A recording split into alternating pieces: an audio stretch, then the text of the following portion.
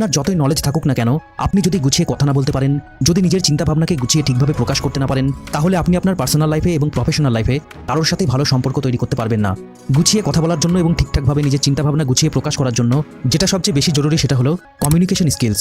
একজন স্টুডেন্টকে পড়াশোনার প্রতি আকর্ষিত করতে এবং পড়াশোনাটাকে তার কাছে ইন্টারেস্টিং করে তোলার জন্য একজন টিচারের যেটা দরকার সেটা হলো কমিউনিকেশন স্কিলস। চাকরির ইন্টারভিউয়ে গুছিয়ে প্রশ্নের উত্তর দিয়ে ইন্টারভিউ বোর্ডকে ইমপ্রেস করার জন্য একজন জব ক্যান্ডিডেটের যেটা দরকার সেটা হলো কমিউনিকেশন স্কিলস। একজন পেশেন্টকে তার রোগ সম্পর্কে সহজ সরল ভাষায় বুঝিয়ে তার চিন্তা কমিয়ে তাকে আশ্বস্ত করার জন্য একজন ডক্টরের যেটা দরকার সেটা হলো কমিউনিকেশন স্কিলস। একজন কাস্টমারকে প্রোডাক্ট সম্পর্কে ভালোভাবে বুঝিয়ে প্রোডাক্ট কেনার জন্য রাজি করানোর ক্ষেত্রে একজন সেলসম্যানের যেটা দরকার সেটা হলো কমিউনিকেশন স্কিলস। টিমের সব প্লেয়ারকে সাথে নিয়ে ম্যাচ জেতার জন্য একজন ক্যাপ্টেনের যেটা দরকার সেটা হলো কমিউনিকেশন স্কিলস। নিজের ছেলে মেয়ের সাথে বন্ধুর মতো করে মেশার জন্য বাবা মায়ের যেটা দরকার সেটা হলো কমিউনিকেশন স্কিলস। যে কোনো পেশায় এবং সকাল থেকে রাত পর্যন্ত বিভিন্ন ক্ষেত্রে কমিউনিকেশন স্কিলস দরকার। আর যাদের ভালো কমিউনিকেশন স্কিলস আছে তারা বাকিদের থেকে অনেক বেশি সফল এবং লাইফের রেসে এগিয়ে আছে। তাই আজকের এই ভিডিওতে কমিউনিকেশনের উপর ডেল কার্নেগির লেখা বিখ্যাত বই how to win friends and influence people থেকে 4টি লেসন্স আলোচনা করব। ডেল কার্নেগির এই বইটি প্রায় 100 বছর ধরে মানুষকে কমিউনিকেশন স্কিল শেখাচ্ছে। এই বইয়ের এই লেসন্সগুলো প্রয়োগ করে বহু মানুষ তাদের জীবনে অনেক পরিবর্তন এনেছে। তাই আশা করি এই লেসন্সগুলো আপনার কমিউনিকেশন স্কিলস ইমপ্রুভ করবে এবং আপনাকে আরও বেশি সফল হতে সাহায্য করবে। How to win friends and influence people বইয়ের 4টি লেসন্সের প্রথম লেসনটা হলো সামনের মানুষটার আগ্রহের জায়গা খুঁজে বের করুন। মানুষকে তার নিজের কথা বলার সুযোগ দিতে হবে। এই ব্যাপারটি যদি সবচেয়ে ভালোভাবে কাজে লাগাতে চান তবে ডেল কার্নেগির উপদেশ হলো অন্যের সবচেয়ে আগ্রহের জায়গাটি খুঁজে বের করুন এবং সেটা সম্পর্কে তার সাথে কথা বলুন। তাতে সে অনেক বেশি আগ্রহী হয়ে আপনার সাথে কথা বলবে। যেমন ধরুন, কারোর যদি টেকনোলজির প্রতি আগ্রহ থাকে তবে তার সাথে টেকনোলজি নিয়ে কথা বলুন।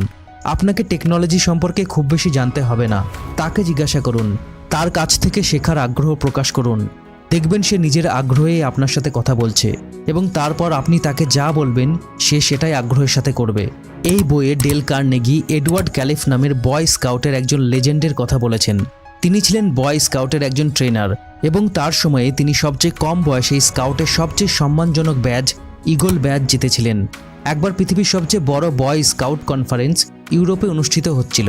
ক্যালিফ চাইছিলেন তার গ্রুপের অন্তত একটা ছেলে সেই কনফারেন্সে অংশগ্রহণ করুক, কিন্তু তাদের হাতে এত টাকা ছিল না। তাই ক্যালিফ ফান্ড জোগাড়ের আশায় একজন ধনী ব্যবসায়ীর কাছে যাওয়ার সিদ্ধান্ত নিলেন।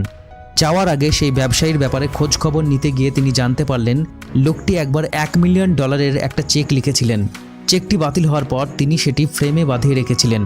1920-30-এর দশকে $1 মিলিয়ন মানে আজকের $10 মিলিয়ন বা $1 কোটি বেশি, এবং সেই সময় এটা আসলে একটা বড় ঘটনা ছিল। এবং চেকটা ফ্রেমে বাঁধাই করে রাখা মানে ব্যবসায়ীটি এই ব্যাপারে গর্বিত ছিলেন। ক্যালিফ সেই ব্যবসায়ীর অ্যাপয়েন্টমেন্ট নিয়ে তার কাছে গেলেন এবং নিজের ব্যাপারে একটি কথাও না বলে সেই চেকের ব্যাপারে কথা বলতে শুরু করলেন এবং চেকটি দেখতে চাইলেন। ব্যবসায়ী খুব খুশি হয়ে তাকে সেই চেক দেখালেন।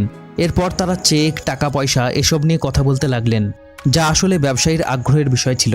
অনেকক্ষণ কথা বলার পর ব্যবসায়ীটি ক্যালিফকে জিজ্ঞাসা করলেন যে তিনি কেন এসেছেন। ক্যালিফ এবার তার স্কাউট ও ফান্ডের কথা বললেন এবং ব্যবসায়ীটি খুশি মনে একজনের বদলে ক্যালিফ সহ 6 জনের 7 সপ্তাহ প্যারিসে থাকার ফান্ড দিয়ে দিলেন। এমনকি তিনি সেখানে নিজের প্রতিনিধির ফোন নাম্বার দিয়ে দিলেন যাতে স্কাউটদের কোনো সমস্যা না হয়। এমনকি ট্যুরের শেষ দিকে তিনি নিজে গিয়ে স্কাউটদের প্যারিস ঘুরে দেখান। ক্যালিফ পরে বলেছিলেন এই সব কিছুই সম্ভব হয়েছিল কারণ তিনি ব্যবসায়ী লোকটির মূল আগ্রহের জায়গাটি ধরতে পেরেছিলেন। আপনিও যদি কারোর সাথে কথা বলার আগে বা কথা বলার মাঝে তার সবচেয়ে আগ্রহের বিষয়টি বুঝে সেই ব্যাপারে কথা বলতে পারেন, তবে আপনিও সম্ভবত তার কাছ থেকে এমন কিছু আদায় করতে পারবেন যা সাধারণ অবস্থাতে কল্পনাও করা যায় না। তাই কারোর সাথে কথা বলার সময় তার আগ্রহের বিষয়টা খুঁজে বার করুন এবং সেই বিষয়ে কথা বলুন। 2 নম্বর লেসনটা হলো অপর পক্ষকে এটা ভাবতে দিন যে সিদ্ধান্তটা সেই নিচ্ছে। ধরুন আপনি নতুন বিয়ে করেছেন, আপনার প্রিয় রং নীল আর হলুদ। আপনি আপনার হাজব্যান্ড বা ওয়াইফের সাথে আলোচনা করছেন জানালায় কী রঙের পর্দা দেবেন। আপনি তাকে বললেন আপনার প্রিয় রং নীল বা হলুদ, তাই জানালায় নীল বা হলুদ রঙের পর্দা দিতে হবে। এটা বলার পর অপর পক্ষেরও তার নিজের প্রিয় রঙের কথা মনে পড়ে যাবে এবং সেটা যদি আপনার সাথে না মেলে তাহলে কিন্তু সমস্যা। বাধ্য হয়ে সে যদি আপনার কথা মেনেও নেয় তবুও তার মধ্যে একটা আফসোস থেকে যাবে। তাই এসব ক্ষেত্রে যদি আপনি একটু অন্যভাবে কথাটা বলেন তাহলেই কিন্তু এমন ঘটনা ঘটার সম্ভাবনা অনেক কমে যাবে। নিজের পছন্দের কথা বলার বদলে আপনি বলতে পারেন, আচ্ছা জানালায় হলুদ পর্দা দেব নাকি নীল পর্দা, কোনটা দিলে ভালো হয় বলো তো।